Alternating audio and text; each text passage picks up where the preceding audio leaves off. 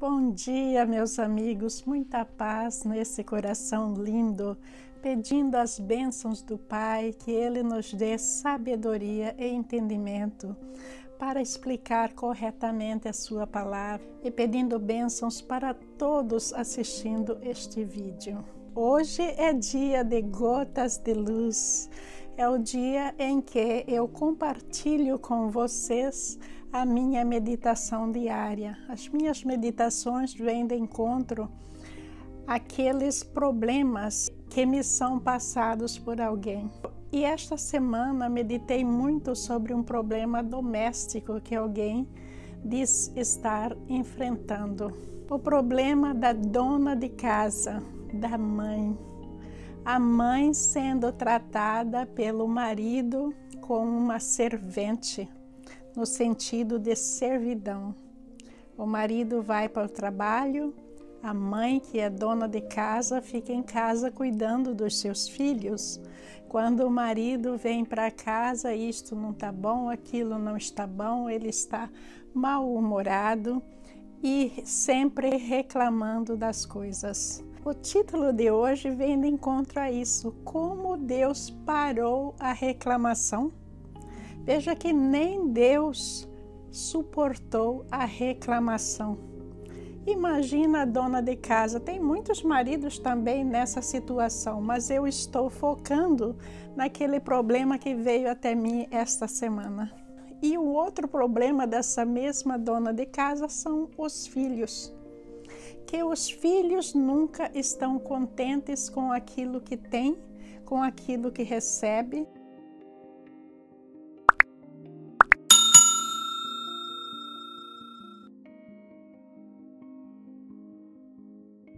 A mãe que fica em casa cuidando dos filhos é aquela que mais ouve as reclamações. Eu não quero ir na escola hoje, eu não gosto da minha escola, não gosto da minha professora, eu não quero fazer tarefa, a minha roupa está suja, a minha roupa está mal passada, eu não gosto dessa comida, ai, que comida é essa? Eu não quero essa merenda. A senhora não compra aquela roupa que eu quero, e daí se a mãe compra, o filho ou a filha quer outra roupa porque eles viram na televisão uma outra coisa. A senhora não me deixa jogar videogame. A senhora quer que eu faça isso e aquilo, eu estou ocupado fazendo tarefa.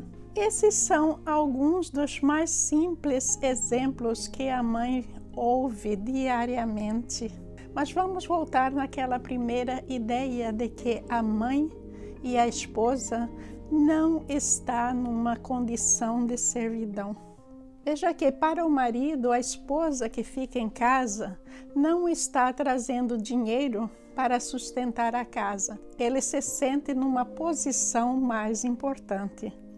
Mas veja que para a mulher como mãe que fica em casa, ter menos ou compartilhar com menos significa mais, não é?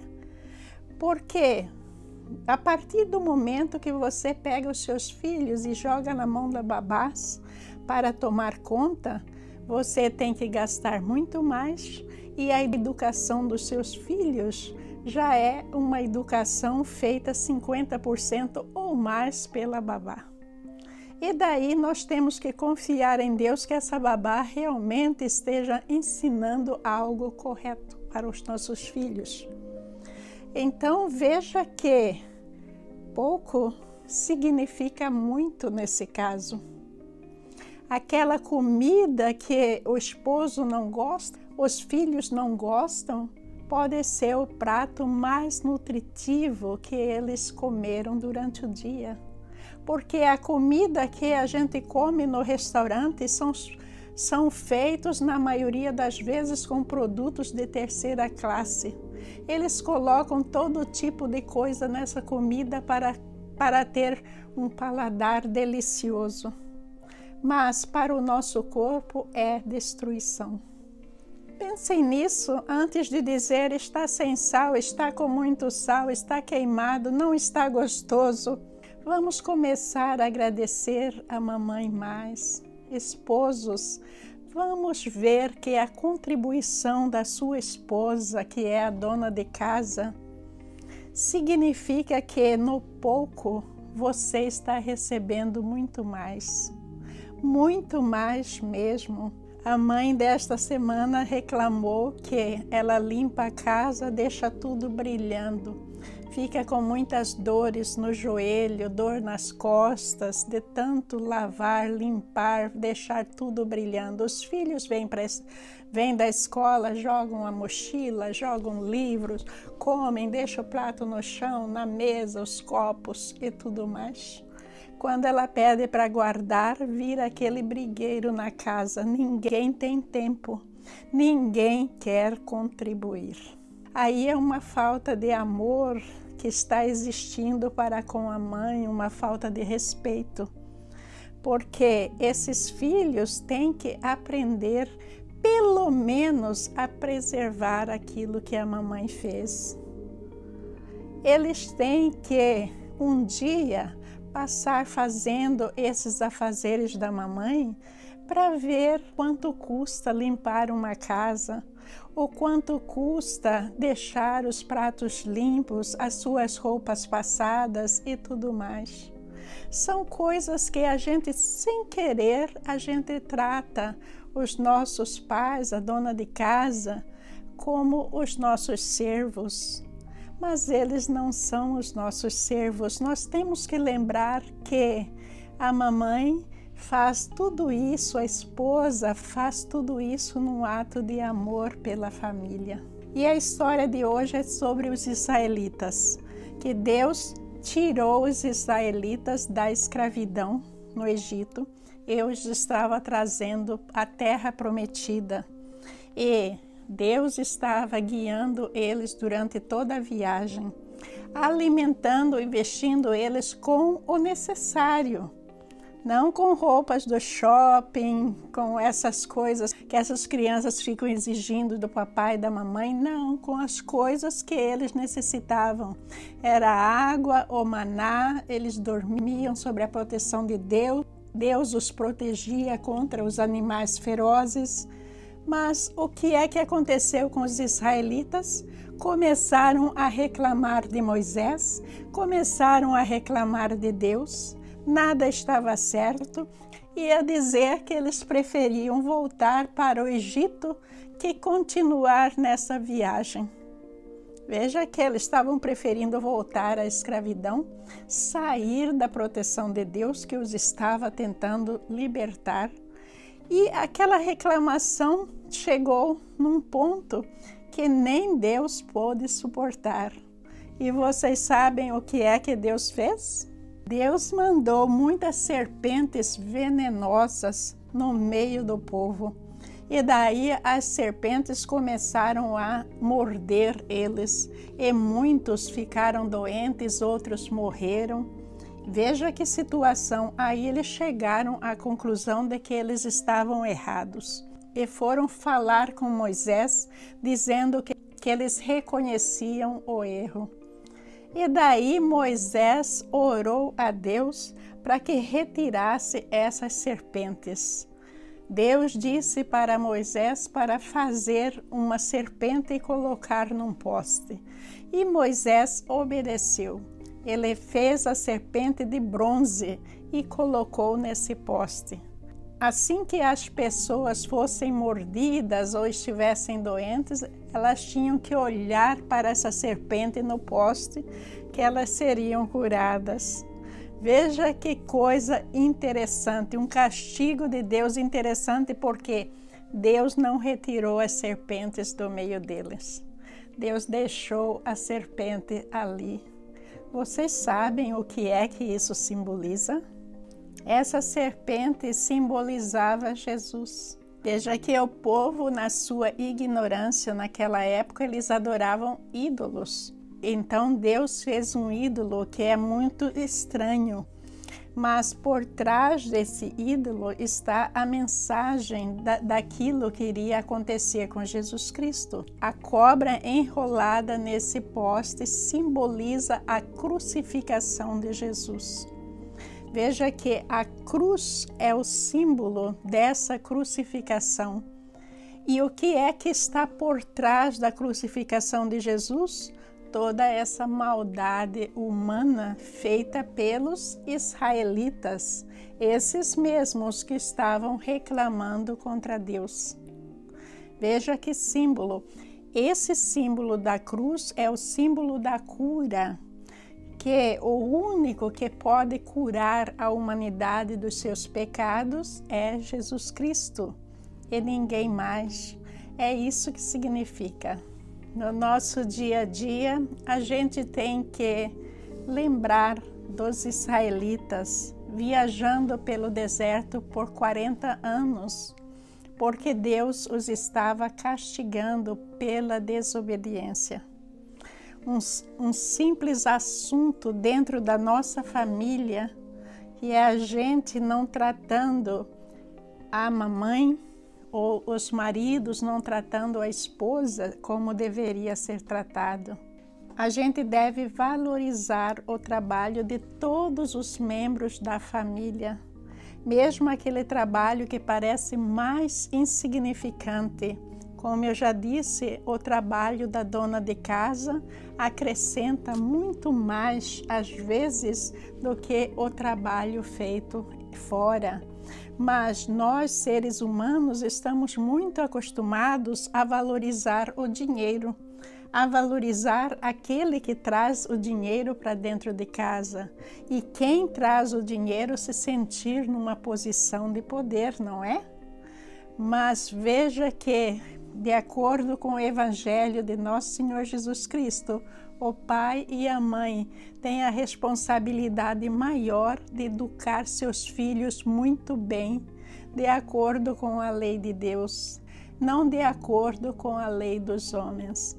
Então, quando a gente não mora numa mansão lá no Belvedere, naqueles bairros mais famosos, quando a gente não tem um Porsche na garagem, isso muitas vezes significa ter mais, porque a gente tem paz, a gente tem uma família bem nutrida, uma família criada com qualidade dentro da palavra de Deus e não dada aos outros para cuidarem. A gente tem que enxergar essas pequenas coisas que são bênçãos em nossas vidas e a gente muitas vezes está cego pelo dinheiro, cego pelas coisas deste mundo, e a gente mete os pés pelas mãos e perde a nossa felicidade. Casamentos vão para o divórcio, são destruídos, filhos são criados à mercê do mundo. Tudo isso não é bom para Deus, não traz lucratividade para Deus. Pensem nisso, gente. Antes de terminar, eu convido todos vocês a participarem comigo da revisão e teste relâmpago sobre Atos 4. Apenas 5 questões, não fuja, esteja aqui comigo, vamos aprender, recordar um pouquinho mais, tá bom, gente? Sejam bem-vindos ao teste relâmpago e revisão sobre Atos capítulo 4. Pedro e João foram presos pelos sacerdotes porque eles estavam ensinando o povo sobre Jesus e a ressurreição dos mortos. Sim ou não? Escolha apenas uma opção, sim ou não.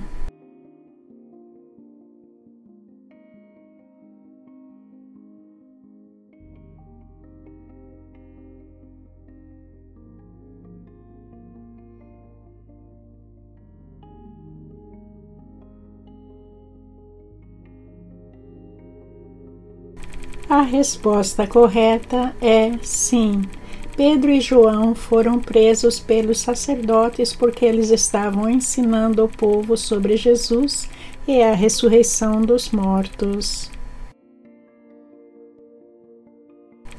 Eles estavam muito perturbados porque os apóstolos estavam ensinando o povo e proclamando em Jesus a ressurreição dos mortos.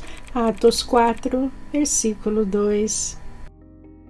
Onde prenderam João e Pedro? A. No templo em Roma. B. No templo em Jerusalém. Ou C. No templo no Egito.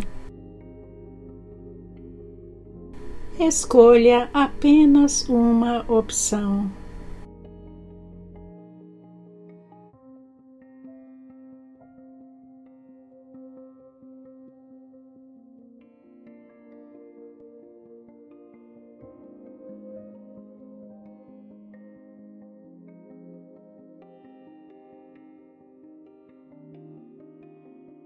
A resposta correta é B. No templo em Jerusalém. No dia seguinte, as autoridades, os líderes religiosos e os mestres da lei reuniram-se em Jerusalém. Atos 4, versículo 5.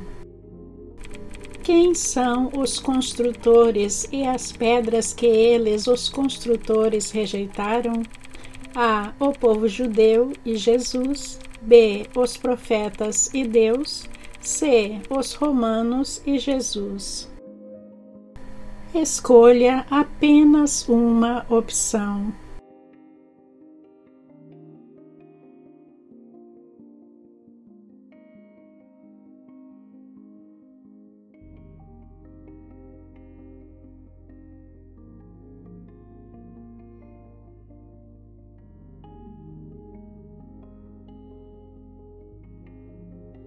A resposta correta é A. O povo judeu e Jesus.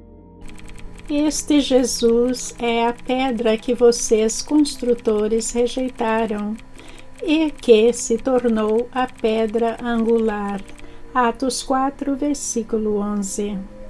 Por que Barnabé foi considerado o encorajador do grupo? A. Porque ele vendeu o que tinha e colocou aos pés dos apóstolos. B. Porque ele serviu de exemplo para os outros apóstolos. C. Porque ele tinha o dom de falar através do Espírito Santo.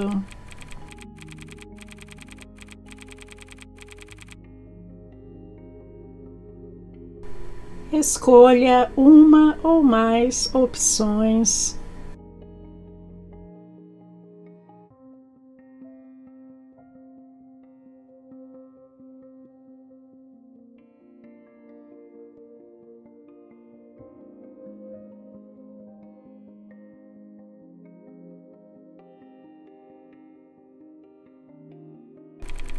As respostas corretas são A. Porque ele vendeu o que tinha e colocou aos pés dos apóstolos, e B. Porque ele serviu de exemplo para os outros apóstolos. José, um levita de Chipre, a quem os apóstolos deram o nome de Barnabé, que significa encorajador. Atos 4, versículo 36. Vendeu um campo que possuía, trouxe o dinheiro e o colocou aos pés dos apóstolos. Atos 4, versículo 37. Muito obrigada por ter participado do teste relâmpago. Espero que você tenha recordado muito bem aquilo que nós estudamos em Atos 4. Muito obrigada a todos vocês curtindo, compartilhando os nossos vídeos. Tudo isso é um trabalho realizado sem fins lucrativos, apenas para Deus. E eu peço encarecidamente que continuem nos ajudando a divulgar a palavra de Deus, porque essa é a vontade dele. Então, se você acha que os meus vídeos podem ajudar alguém a melhorar, a ser feliz, a aprender a palavra de Deus, por favor, continue curtindo, compartilhando, falando sobre o Grupo Vida Boa para os seus amigos, porque não importa em que religião eles estão, são todos bem-vindos. Um bom dia para todos vocês, paz no seu coração. Vamos agradecer por todos da nossa família que nos ajuda a todo dia ter aquilo que nós precisamos para sobreviver e para ser feliz. Muito obrigada a todos vocês, mulheres do Brasil que fazem o papel de mãe, o papel de dona de casa. Que Jesus os abençoe com muita força, muita dedicação e muita vontade de educar seus filhos dentro da palavra de Deus. Glórias a Deus, nosso Pai, e bendito seja o seu nome. Bom dia, meus irmãos.